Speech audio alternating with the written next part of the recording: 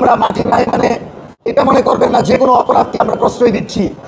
বিন্দু পরিমাণ নিরাপত্তা ব্যবস্থা যদি নাজেহাল হয়, যদি ধর্ষকের বিচার না হয়, যদি আওয়ামী লীগকে পুনর্বাসনের কোনো চেষ্টা করা হয়, তাহলে আমরা কিন্তু মাঠে আসব। তখন আমরা দেখব না কে আমাদেরকে কোন পরামর্শ দেয়। পরামর্শ দেওয়ার সময় এখন।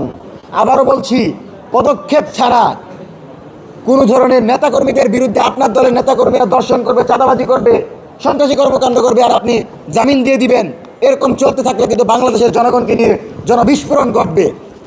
অত্যন্ত স্পর্শকাতর একটা বিষয়, আদালতের বিষয় বলতে চাই নাই। জুলাই গণঅভ্যুত্থানের পর আমরা যে জুলাই সনদ পেয়েছি, সেই সনদের বৈধতা নিয়ে রিট করা হয়। আরে দুর্ভাগা, তুমি আজকে প্রকাশ্যে বাংলাদেশ রাজনীতি করতে পারছো, হাইকোর্টে যেতে পারছো, যেই সন্তানদের রক্তের বিনিময়ে, সেই সন্তানদের রক্তকে উপেক্ষা করে রিট করে এটাকে বৈধ অবৈধ বলতে চাও।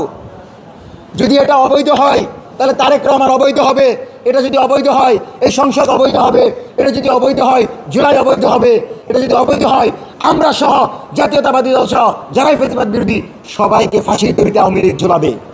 আওয়ামী লীগের বন্ধু ভারত, আওয়ামী লীগ কিন্তু কাউকে চিনে না। আমি আবারও বলছি, ভুলেও আপনারা জুলাই সনদের ব্যাপারে পাল্টি করবেন না।